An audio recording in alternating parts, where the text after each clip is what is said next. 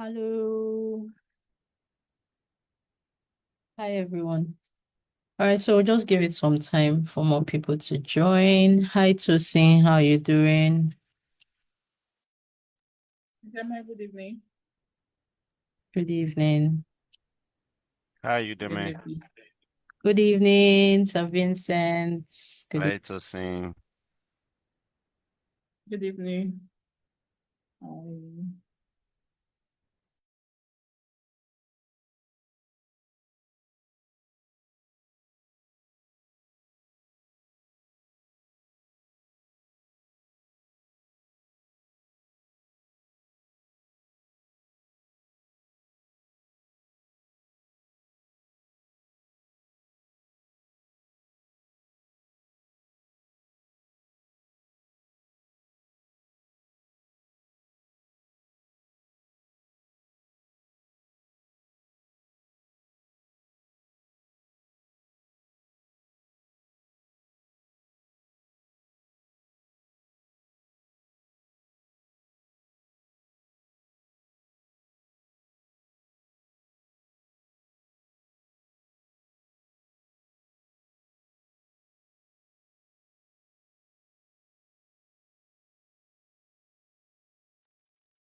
Good evening, everyone.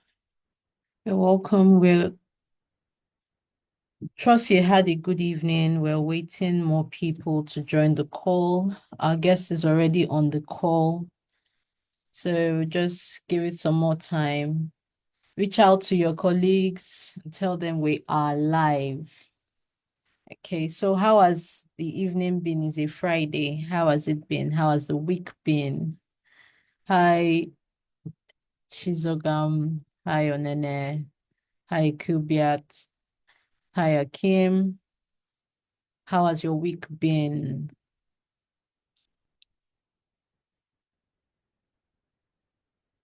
Hello, can you hear me?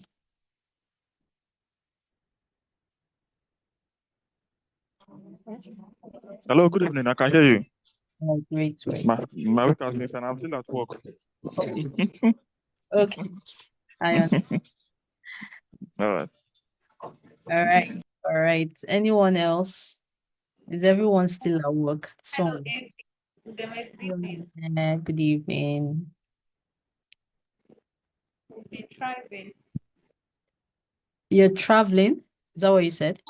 I said thriving. You asked how the week has been. Oh, great, great, great. Glad to hear that. Glad to hear that. Thank you. All right, Chizogam, you're awfully quiet this evening. Good evening. I just got home not too long ago. So I went to Ojite Center for ITTS. So I just got home not too long ago. Okay. All right. Welcome back. We're 2 minutes in. I want to give you some more time for more people to join the call, and we'll get Good evening. Good evening.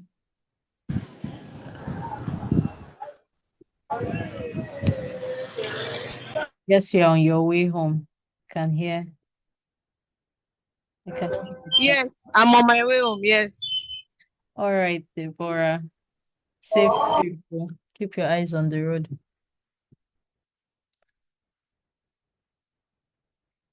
All right.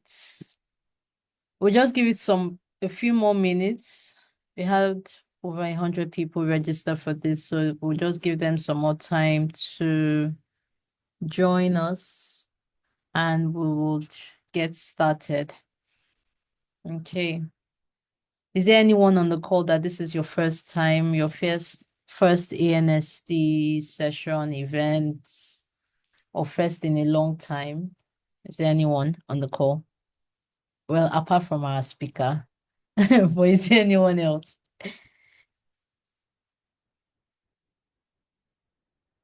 Okay, so these are all ANSD believers. All right. We'll just wait to hit the Oh, okay. I was going to say we should wait to hit the 20-man mark. Okay. We're still expecting a lot more people. Just give me a minute.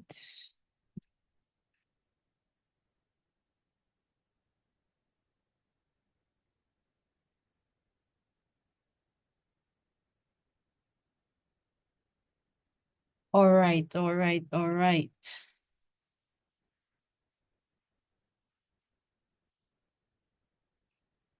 What's wrong with my camera?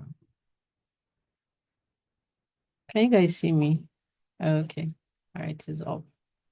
So welcome once again to everyone. Tonight's session is the first day of the 2-day series of us looking at the impact-oriented software tester. And before I introduce our guests today and we go deep into the topic and have conversations around it, right? I want to give more of clarity as to how we arrived at this topic and why it is important, right?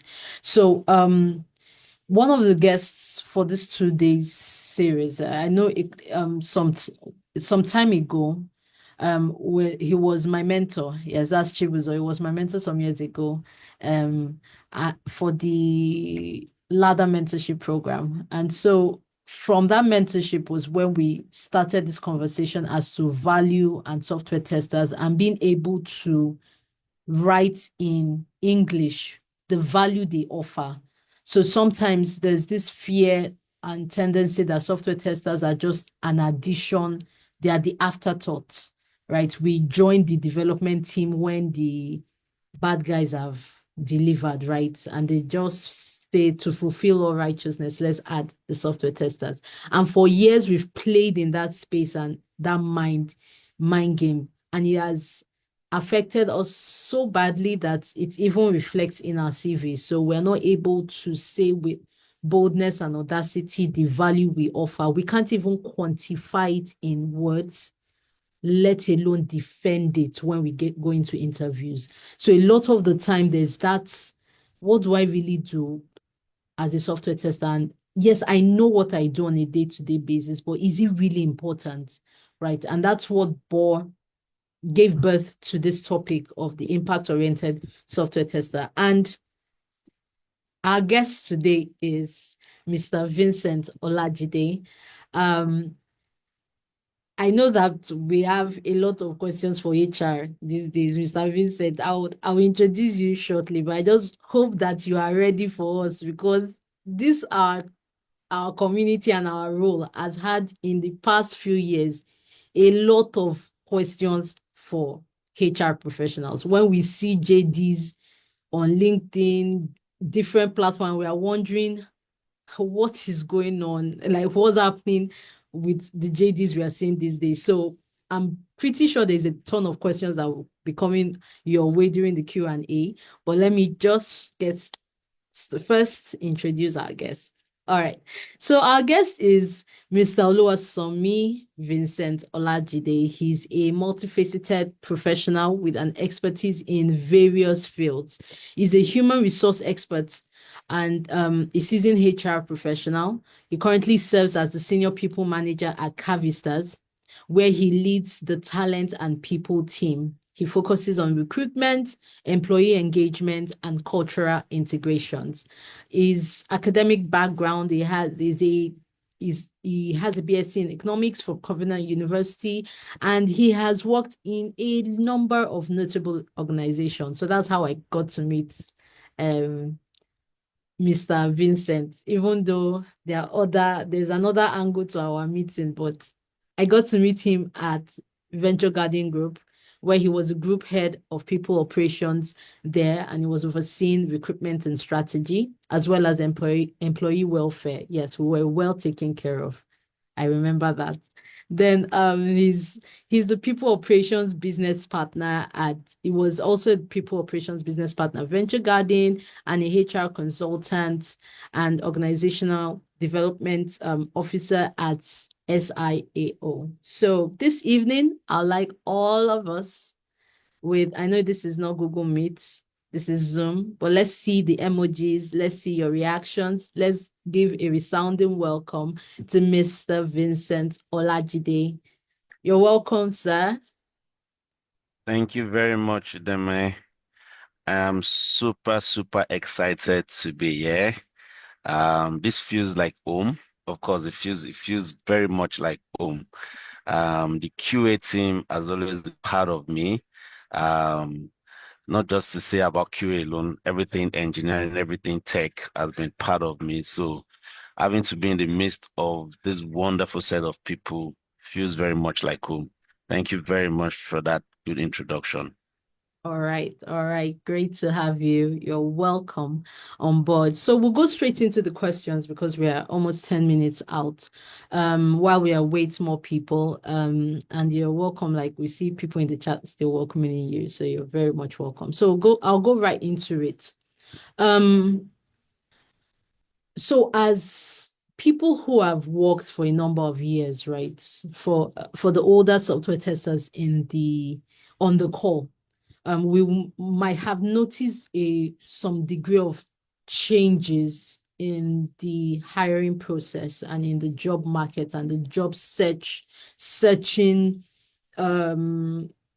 for jobs and all of that, right? My first question is, has there really been changes in the hiring process, or is it just plain in our minds, right? As from the HR perspective, has there been changes in the hiring process over the years? If yes, what are the things that you think are responsible for these changes, or what led to these changes, and how has these changes come to light? All right, thanks, Deme. Of course, there's been a major change in hiring process over the years. And to be sincere, it's not like a major strategic change. It's not like, the HR community or people team community sits together and says, you know what, we need to do something better. The change was brought about because of the reality of what the labor markets now look like, right? Two things. One is there's a lot of people going into the labor market now. So it brings for a lot of competition. You now have a lot of people that are available for interviews, are available for, job search and all of that. Secondly is the bets for the recent tech environments. As at 2005, 2007 to about 2011, 12, tech was not the main thing in Nigeria, right? It wasn't the key thing. It was more of the banking sectors, right? And so it's pretty much very simple. When you look at the profile, you know what you're looking for, and that is it. But when tech came in, there is now that urgency in terms of looking at the profile. And so the major change, right, in the hiring process is basically around time to review profile, right? Because a lot of it, right? Of course, the applicants tracking system has helped a lot on that side of things. There's also the part of the environment that we now play in, which speaks more to culture, right? And so the hiring process now has moved away from a lot of being technical to a culture fit hiring model as well. So there's a technical part that people would easily look at, but then top of mind for most recruiters right now is, do you fit culturally into a system? So those are the major changes, right? And for that, if you understand how things have changed, you then need to put yourself strategically on how you'll be visible in terms of your profile, in terms of when you even have the opportunity to sit in front of an interviewer, right? And so this starts to play in your mind and allows you to better prepare for certain stage of every hiring process you get to. I hope that helps.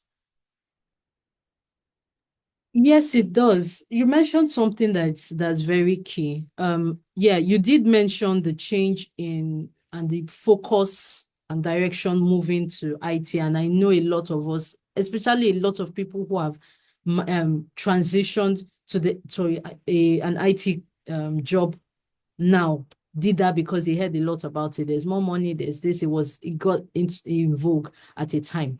The key question I want to ask following what you said is, you mentioned that ATS helps. So because of the change in direction and focus of jobs from same banking to now IT jobs, and a press in a lot of people transitioning into it because of the lie, or should I say like the tendency to say that there's a lot of money there, right? So a lot of people are in the market, and you said ATS is helpful. Is ATS really helpful? And is it just from the recruiter's perspective that you would say ATS has been helpful? In what way has ATS helped? So yes, it's just from the recruiter's perspective, right? So the major help ATS has done is, and it's relative, right? And it can be very, very dangerous as well because of the volume, right? I remember when I was fully into recruitment, if you should put out a vacancy for, let's say, a product manager role, you get as much as 200, 400, 500 profiles. Do I want to open each of those profiles to review? Because I have the time to hire as well, which is a key performance indicator for me and my employer or my clients or whoever I'm supposed to give that candidate to, right? I don't have more than a 30-day mark to get someone. I cannot go to 200 or 300 profiles. So what ATS has done is it helps you see for particular key skills. And that's why it's important, right? When you bring your resume, the key things that are important needs to be on your resume, because that's what recruiter will generally just look for, right? Example, I'm looking for a QA engineer, and I need the person to have what's it called now? To be able to do automated testing, right? My ATS just sieves out automated testing, brings out about 50 people. I can devote my time to look at 50 resumes, right? From that 50 resumes, bet me I can get up to a 10 or 15 very good resumes that I can then further probe down to have what I need to then do my interview. Now, the danger of it is you would have overlooked a lot of people that can actually do that job, right? But like they say, grace is key, right? Very, very key. And that's why we're doing this. That's why we need to enlighten ourselves as much as possible so that we know what to do to be able to be visible and to be able to, at least get to that door, be able to knock the door and open the door and then get in. Very, very key. Okay, thank you so much, Somi. So use keywords, mirror the keywords against the JD, because there is an ATS system that's most likely going to review your CVs. All right, that's noted. That's tip one. Okay, so the next question is around what technical recruiters look for in CVs. So when you're hiring for a technical role, quality engineers also included, what are the things you are looking out for in the CVs? Because it's a bit, I think on the employee's end, is a bit worrisome, because you've already said that our CVs will most likely go through a machine, a system that will vet us, right?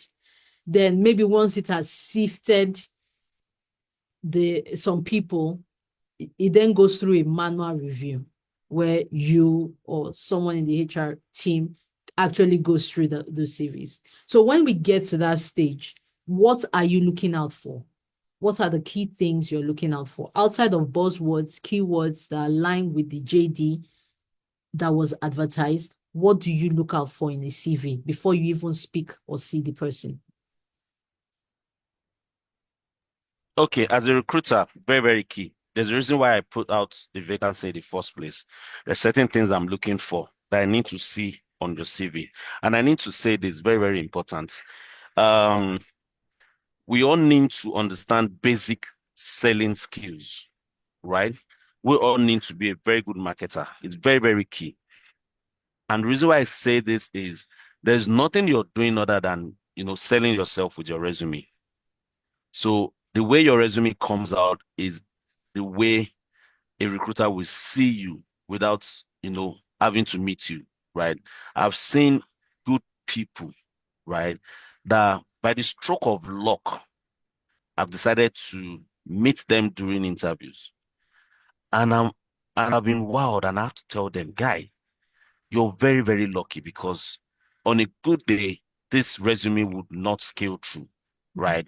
And those are just one out of maybe 10 or 20 people. A lot of people miss the chance to get their dream job because of how they sell themselves, right?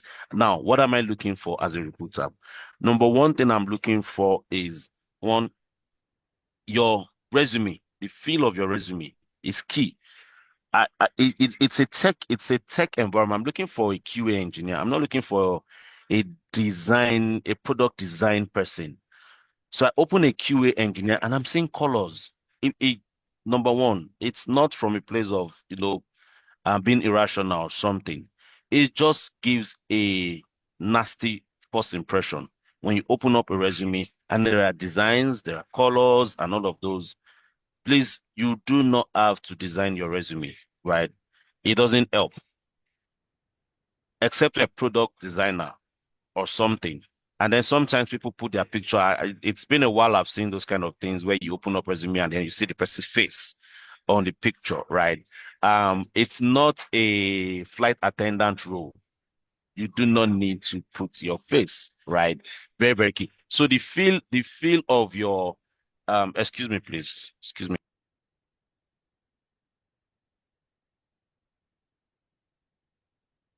It's not a flight attendant role. No need to put your face.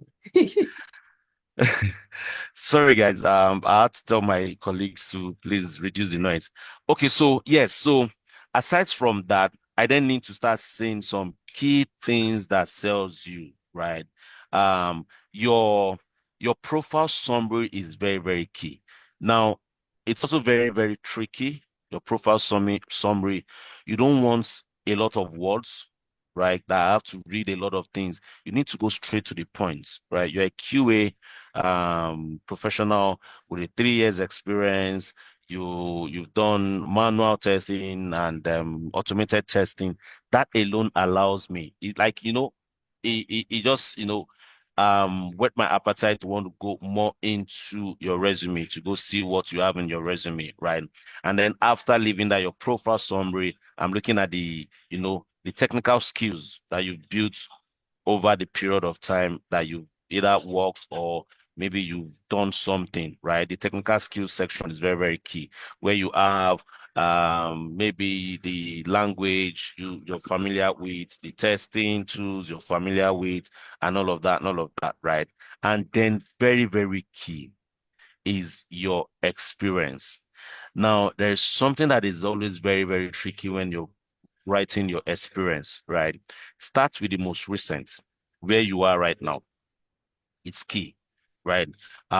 Irrespective, your experience or not experience, start with the most recent that you've done. And once that part where you say, okay, your role and then the company, and then you go down. So people just put role company and then they move to another one, role company, and then move to another one, role company. No, let people see what you're doing. And it should be what you're doing, it should be practical. Do not copy a JD on your resume, right? Where you say, JD talks about a QA tester is meant to do this, meant to do this. No, you should put what you're doing currently. And then when you move to the next experience, you should put what you've done, right? What you worked on. It should tell a story. So when I'm seeing your most recent, I go to the next, I see what you've done that makes you qualify for what you're doing right now. And I can see where your story starts from, right? And now you've been able to build your career to where you get to, right? So your resume should be all about selling you. Everything that needs to sell you for that role is what you should put into your role. And remember, everything on your resume, you should be able to defend them, right? That's another key thing. You should be able to defend whatever you have on your resume with real life experience scenarios. Very, very key, right? So basically that's what I'm looking. It's not complicated, guys. What it's because you're at the other side of the table and I'm here. I'm the one looking at your resume. You feel like, oh, it's so technical. What these guys are looking for, it's so much. And then you want to put in everything. Number one thing is go through the job description of the vacancy, understand what is needed, work on your resume, refine your resume, let it show what is being asked for. Simple. You don't need to do too much. You don't need to do less. Thank you so much. Thank you so much, Somi. You've mentioned a lot of key things. Saying we should limit designs. When you say feel, are you speaking more in details to font size, to alignments, to the text, choice of text? Like outside of colors, what else do you mean by feel? Everything. The choice of text is key. You should use something that is very visible.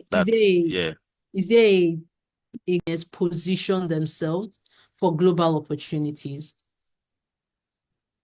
Okay. Sincerely, it's not about global or local or any of those things. It's all about acing an interview. It's same, right? It's same. The only difference is one thing I would say is understand the culture of the company, not from a working culture, but in terms of the country culture, right? So that you know the things to say. Let me give you an example. In Nigeria, right? I can easily tell a lady in my office to say, "Oh, you're beautiful today," right? And it's not an offense, right? She doesn't see it like, "Oh, I wasn't beautiful yesterday," right? I work in an environment where I have to deal with a lot of Americans. If you tell that to an American lady, you're harassing her because you've just told her that she wasn't beautiful yesterday. That's what it is. You get the point I'm trying to make. So that's the major difference. So one key thing is look for a way to understand the culture of the people that wants to speak to you. That's very, very key. Having said that, now it's pretty same in terms of you preparing for an interview, to ace interviews and all of those things. Key thing that you would do. They're looking for a job in Zenith Bank or you're looking for a job in Microsoft. The job advert has a job description. You need to study the job description. There's a reason why those job descriptions have been written out the way they are. And then tailor your responses to their stack. Very, very key, right? And so while you are going through an advert, be very, very, very, very deliberate, intentional, and then be aware of the things that have been put on there, right? And so if you get the opportunity of you having to speak to them, study the job description, and then start having scenarios with yourself or with a colleague that can help you start asking questions around this job description, right? Prepare star formats answers. Well, what I mean by star, STAR, situation, task, action, results, right? And all of this is around your experience or the things you've done, real life experience, right? For QAs, it's going to be around bug reports, challenges they faced, and all of those stuffs, right? Very, very, very, very key, right? These are just few things, right, that you can do. But then another key thing, like I said, is your resume most times is your interview questions, right? The current job I'm in, I prepared so much for that interview in 2021, right? Now, when I got to the interview, every question they ask was the things I've done on my resume. Every other thing I prepared for, the JD, all of those things. It was the things I've done on my resume. And that's why you need to be very, very careful. Do not sell yourself to the extent that you cannot defend yourself.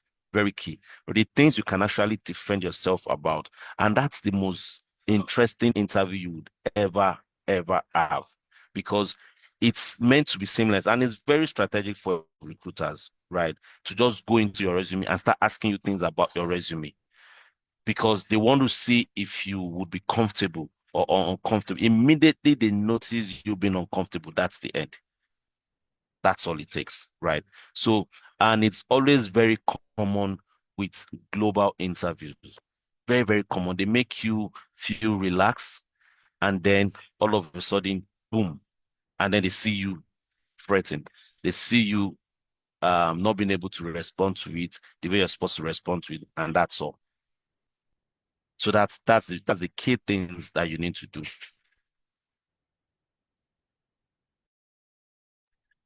Thank you so much. So for those, I know a number of people have joined since we started.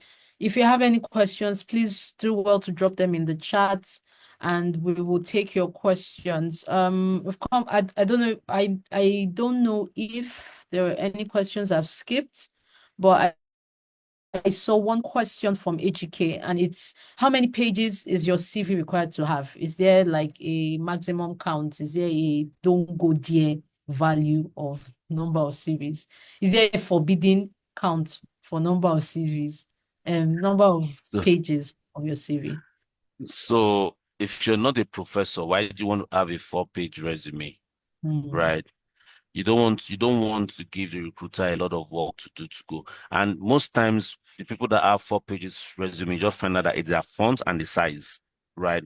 And so you can easily manage your font and size to make sure that at maximum, right, you have a 3-page resume. And it depends on your what's it called now? It depends on your experience. It gets to a stage that certain experience would not matter, right? And you would just all you need to put is you put them there just for reference, right? They'll be there for reference. The company name and your role, the company name and your role. For example, my experience during my NYC when I was a teacher does not matter at all right now. So it's just there as reference that when I was doing NYC, I was a teacher, right? It doesn't matter right now because I don't need to tell them the subject. I am a more professional person. All they want to see is the things I have done, right? And so I don't need a 4-page CV or resume. I just need the maximum of 3. Maximum of 3. So except for the guys who are into education, they can have, because they are the ones that even come up with CVs, right? It's more of a thesis for whatever they want to do, right? So they sometimes have 15, 20 pages. Okay. Thank you so much. While we await any other questions, if there are any, we use this time now to go through the CV reviews. I've shared some CVs with you. I've given you a co-host right also. If you could walk us through 3 or so of them, and then give tips on how to optimize it. Okay. The CVs you shared with me are very interesting resumes. And interesting in a good or in a bad way. We are software testers. Good.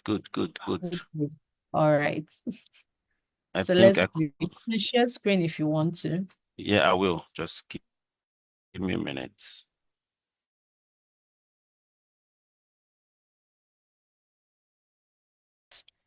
And we'll take your questions. I'm guessing I haven't skipped any other questions. Yep.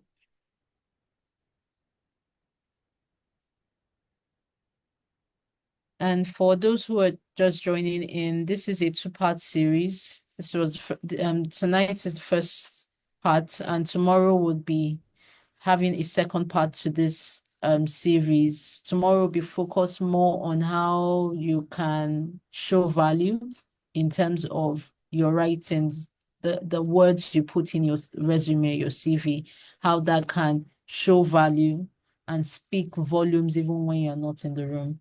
And also how to personally brand yourself. Like Vincent said, you need to be able to market yourself, right? And those are the two key things we'll be focusing on tomorrow. Okay, I have one Can you question. see my screen? Yes, you can see your screen. Yes, Okay, I please. wanted to start with this because it's a very interesting one. This was even like the last one I looked at, and I just smiled when I saw it. So remember when I spoke about you having a very good professional summary, right? This looks good until I think it's she, maybe he or she started having this. I specialize in API database testing. I'm committed to driving customer, blah, blah, blah, blah, blah, blah. So it was good up onto web and mobile application, right? I don't mind if it stops there instead of having all of this, because what then happens is you can then have it, you can have all of those things. You see, they're all here as well, right? But very key thing is for a QA engineer, right? Especially a senior QA engineer, this is very key. This too, very, very, very, very key, right? This is what I look out for, and has done well by having all of this, right? Also look at this, right? I'm sure what the person wants to do is make sure that it shows up somewhere around here, right? But I think in the process of formatting, this jumped down here. So this is supposed to be here. It's just part of the view. I won't really take this as a major minus. Some people might, right? But I won't really like see this and say, oh, no, no, no, no. It's a no, no, no. This I'm fine with what I would have to go through here, right? Makes sense. Let me open another one. Sorry.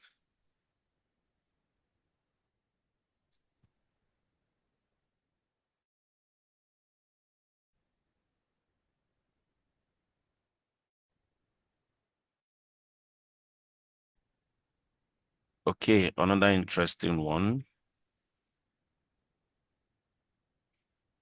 So you guys take note of all of these things.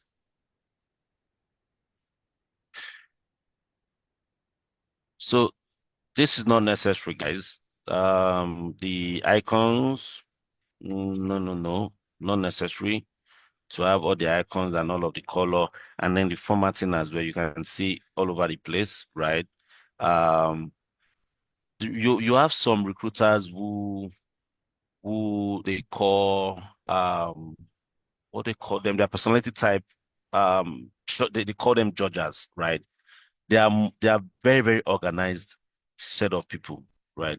And they're as organized as when they look at documents. And so this to them is a disorganized resume, a very, very disorganized resume. So if they come up here and open this, because they have a lot of resumes to look at, they just, close this and then come up with something else. I mean, bring up another resume, and there they go, right? Let me bring up a very good resume. I think there was a Taiwo. The Taiwo. Hold on, please.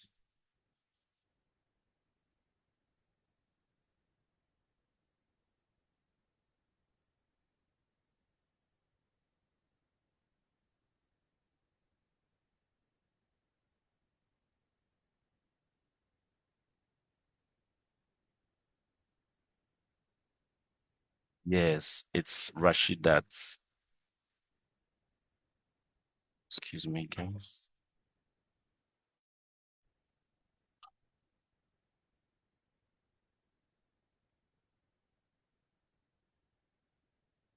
Yes, this is a beautiful resume, guys. Um, of course, you can do better with the professional summary, like you can reduce it, right?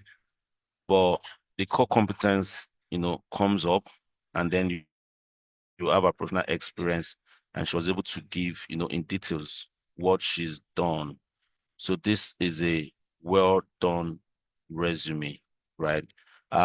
This would need me to, go into the resume and see what she's done, even with a lot of, words here, right? The things she put here, like, tickled my fantasy, and I want to see, oh, okay. Where has she done all of these things? And then I'm seeing her core competence. I'm saying, okay, relate. And then she did this, right? Was able to. So if I'm going to interview this person now, right? This is an interest for me. Increase test coverage by 70% and cut regression testing time by 50% by implementing blah blah blah blah. I want to know, right? And this is what I tell you when I say you just see resumes and then you use it as a means of the interview questions, because they are very interesting things, right?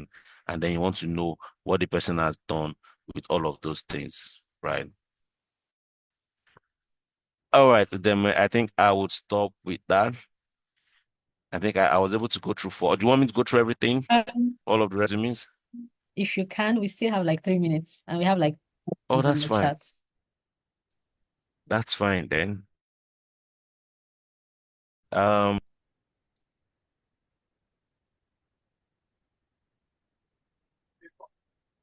yeah. I think I've not opened Taiwo. Okay, Joyce and Alfred.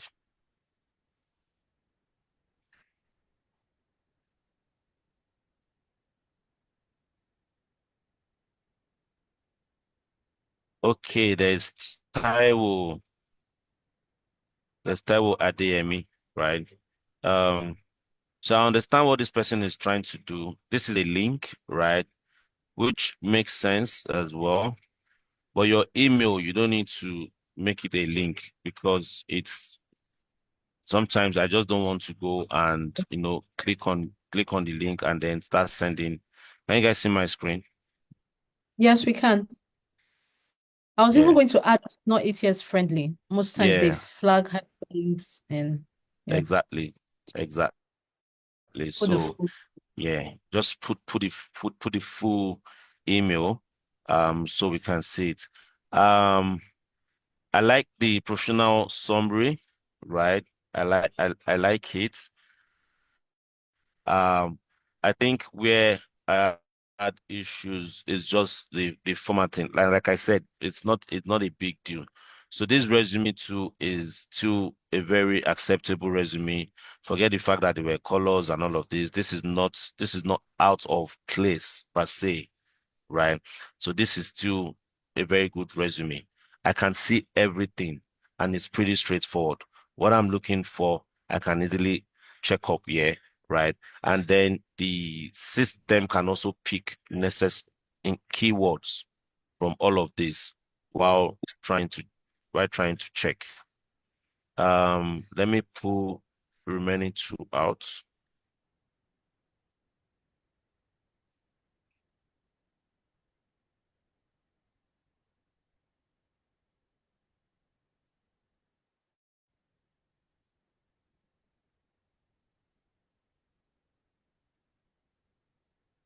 Okay, while you're Okay. working on okay. It's Yes. not yet up. I wanted to quickly ask the question while you were working to pull that Okay, out. please go So ahead. there's a Go question ahead. from Euphemia. She says, please, what do you say about situations where you pass the interview, you get the offer letter sent to you, and later on you get an email saying the position is placed on hold or is due to some internal issues? Well, I don't think there's anything you can do about that, There's but not what's your there's take not on things like there's that? nothing you can do about it. It's happened a lot, right? I've seen it happen a lot. I've had to call people to let them know position has been placed on hold. Now, the only danger is if the offer letter has been sent out and that person has then resigned, right? Fine. Because of that rule. That's the only danger. I've not had, I've not had any situation like that, right? Because but I've not worked with people that are very insensitive when it comes to that. If we're going to put any job on hold, it's going to be before giving the offer letter. And there are a lot of things that might amount to putting jobs on hold. It might be maybe someone was leaving and the person decided not to leave again, or maybe for a project and then they didn't get that project again. A lot of reasons, right? Causes that. The only time I've experienced someone who have resigned and I have to tell the person that we're not sending an offer, I verbally told the person that we're going to send an offer to the person, and then he went ahead to resign, which you should never, never, never do. Do not resign based Have on you heard? You never do. never, never, I wish never, I could shout never. it. Never, never, never resign based on verbal offer. You must see your offer, right? Signed. You must accept, you must send back before you resign your role. Very, very key. I hope that helps. All right, thank you. We have more questions, but we'll take Joyce. Okay. Joyce has a good resume. Just that she can work on the summary part of it. It's too bulky. I don't want to read all of this when I still have to go through the resume, right? So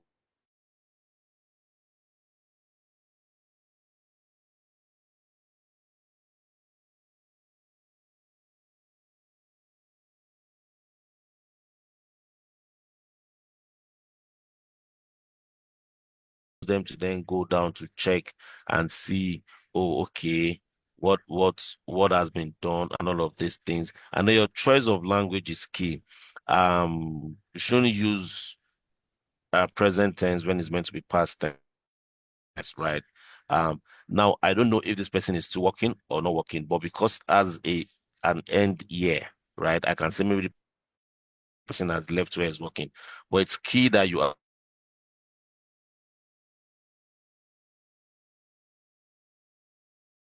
in 2024 to 2025. I don't know if it's for a year, if it's for 2 years or 4 months, 3 months. So you need to put months, right? When you are talking about. So those are the things that I can say is wrong with this resume. No months to show the duration, right? And then needs to work on uh, the summary. Let me pull out. Let me see.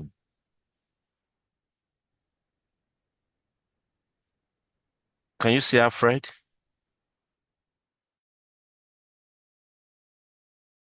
No, you are saying Let me Not Joyce. yet. screen. Okay. This is Alfred. Result-driven quality management engineer with over 1 year of experience and finding defects, optimizing software quality, proficient, blah, blah, blah. It's too much stories, right? It's really, really too much stories. Let's not be from this now. I don't know. I think that's all. But Oh, we're not okay. seeing off resume again. Something, I don't know why it stopped sharing. It just went off. Alfred is angry. Hold on, guys. Hold on, guys. Okay.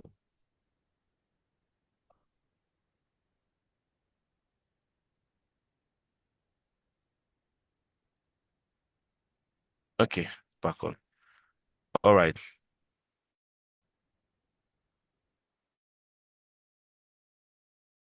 I had to then, he did beautiful spell out his experience very well, which I can work with easily, right? Other than this, right?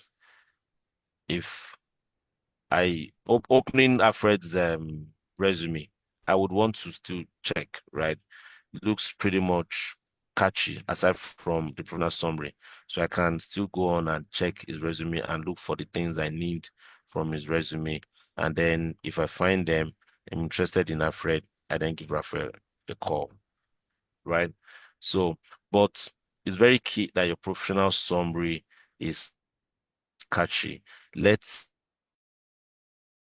it is key for the professional summary, and then the skills that is required. Just put it there, right?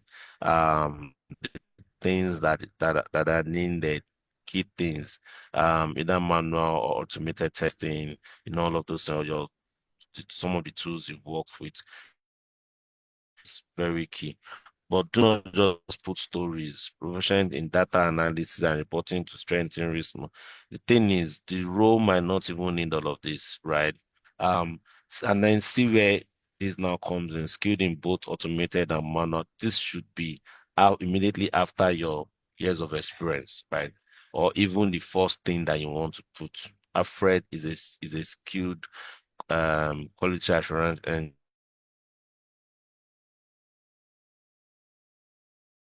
Thank you so much. Thank you so much, Vincent. you're I'll welcome. run through the questions we have in the chat. I also saw something on Alfred's CV. Is location required? Alfred, you also need to correct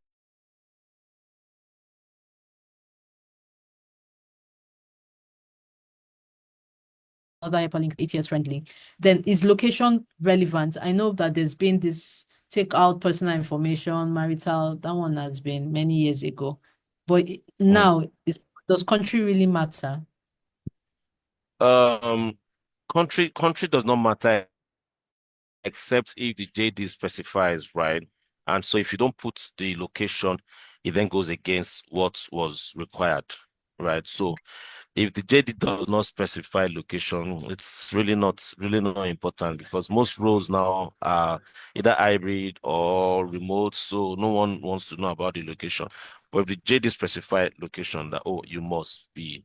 So immediately they see your resume, the first thing a recruiter would check when there's a specific location required is to go and check if there's a location of your resume. If there's no location, they fail.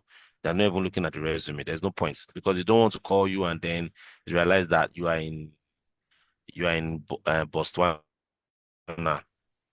when we need someone in Kenya, right? So All very, right, very thank you key. so much. So running through the questions, is there a difference between CV and resume?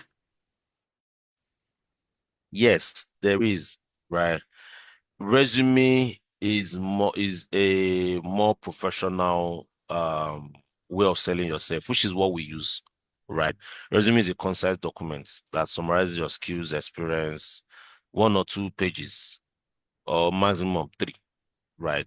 While CV is what the academic guys use, the guys, researchers, and all of those stuffs, right? So they're different. So we've just modeled everything up. We say send your CV, send your resume. But resume is more for we professionals, we that work in corporate settings and all of that. While CV is for the guys that are looking for research jobs, professor job, All and right, all of got those it. stuffs. Thank you. So, next question. Why do this particular question? I'm very interested in the answer. Why are recruiters not getting back to candidates after an interview or attempted, or after the individuals attempted an assessment? At least I believe they deserve to know if it's a yes or a no. Factor. Oh, well, it's one of the things I worked on when I joined at the early days of Cavista Tech. I don't know why. To be sincere, I don't know why. They might be. I can assume, but I don't know why. But it's a very, very bad character, and it's a bad work ethics, right? I don't support it. I don't agree with it. Now, when I joined Cavista, one of the things I put in place was, you know what? From the moment you send a resume, right, there should be a response, an automated response, right, that allows the person to know if they will reach out or they will not reach out. So you can get a response like, you know what, we'll receive your resume. We will let you know if you'll be moving forward. If after 2 weeks you've not been contacted, then it means you'll not be moved forward. That one is easy peasy. You know that it's 2 weeks and then no one has. We usually get that one. The one Yeah, that I person understand. I'm saying, yeah, that's what it's a stage, right? It's a stage that has to be there. And then once someone comes in for an interview, no matter what, positive or negative, you must reach out to the person. It's very, very key, right? I don't know why they don't. And I want to believe at the early stage of my career, it was difficult for me to give someone a bad news. So it takes me time to call someone to say, oh, you were not successful. Because then there's a lot of questions that I might not be able to answer. That might be one of the reasons, right? Someone will ask, oh, why didn't they pick me? And I might not even know why they didn't pick the person, right? And sometimes the reason why they didn't pick them might not be to be sincere, sometimes might not be too professional. And you do not want to tell a candidate that because it might become a problem, right? Because you have certain. So when you say it might not be professional, can you give an example? Oh, well, because it's not professional, I can't give an example. Ah. But Okay. it might be because so sometimes let me give you an example. So I did when I was in I did a job for someone who was recruiting for an airline, right? And then it was between three people. And then the guy who was meant to be, who was the hiring manager, was saying, oh, I liked the first lady. She knows what she was saying. But you know what? The second lady is finer. I can't tell a candidate that is because you're not fine. You understand? So it's you then need to be very, very creative and professional to be able to, but you have to give feedback. Very, very important. It's something I struggled with at my early years, but at that time, I met with people that were able to mentor me in the recruitment space and all of that. I was able to give both um, negative and positive feedback. Let me give you guys a very quick real life experience. When I was in Venture Garden Group, I did an operations manager role for one of the SBUs. And there was this guy, very brilliant, sharp, and all of that, that didn't scale through. And then I put a call to the guy, spoke to the guy. Luckily, I saw a couple of things that he could do better, and I spoke to him and all of that. Guys, this is about 6 years now. The guy is still my very good friend. In 2020, he did his wedding. My best native, this guy did the native. He invited me for his wedding, bought the material, and did the native for me. And ever since then, I've not had opportunity to even, invite him for any other job or any other thing. But we've done things together. And this is someone that I gave a negative feedback to, right? And so these are the things that happens when recruiters know their professional work and they're able to do it. A lot of people do it. I've heard about a lot of it. But just keep trying in this space to see how we encourage our colleagues to make sure that they do better when it comes to this. Right. Thank you so much, Somi. I think that's Thank you. there was a question around, you talked about hyperlink. Does it relate to any email or any hyperlink is not accepted? So is the position of the hyperlink, does it matter? Like, is there a rule that hyperlinks should not be before the professional summary, but you can embed hyperlinks within your description and narration or your responsibilities for past work experience, or is a no completely? No, you can include hyperlink. For example, you can include hyperlinks in companies that you've worked for, right? I can easily click on the company link from your resume, takes me there, I check, and it even gives you credibility. For example, it took a while for people to know Cavista Tech. So imagine I'm looking for a job and someone sees Cavista Tech and has to go, start typing. It's not a big deal if the person needs to go and type. But if I put the link there and the person clicks on it and takes the person to, they say, oh, wow, nice. Oh, this company makes sense. Oh, now I know the company. No stuff like that, right? So there's no rules that says, oh, you cannot, you can. But for stuff like emails, right? It's a no, right? Just put your email and all of that. Your LinkedIn profile also makes sense. And then a lot of people who really use hyperlinks are design guys who needs to share their portfolio as much as possible, which is very, very key, right? Sometimes we even need to ask for those links. So we are also kind of advise that not necessarily don't put everything on your resume. Let recruiters ask for your portfolios before you start sharing to them. Thank you so much. You're welcome. You're It's welcome. been an amazing time. Everyone, I'd like us to say big thank you, a special thank you to Vincent. He's helped us see things from the recruiter's perspective, and we're so grateful. Thank you for spending some time with us as at the Association of Nigerian Software Testers. I'm going to leave with this final note. There was a LinkedIn post that made headlines, or that blew up LinkedIn a few days ago by Fadi. That's a Textlerito CEO. I don't know if you stumbled on that post. And I was pretty upset when I saw this post, let me be quite honest, because I felt in my head, I was just like, this is exactly how Nigerians are scam started. The narrative of Nigerians are 419ers or Nigerians are scammers and everything. You pick a particular subset of people and then you use it to label an entire nation. I had an issue with that. The final question I want to ask, I'm seeing a lot of comments, all right, is this: how is the HR and HR profession trying to amplify talent in Nigeria, right? In light of different things that we see, it's already quite hard getting a job even within the country. Then painting a bad image from within the country out. Is there any active, any conscious move that is being made by, say, our beloved HRs in Nigeria to correct the narrative things about that post? And it's already out there, whether it's true or false, but how do we fix it?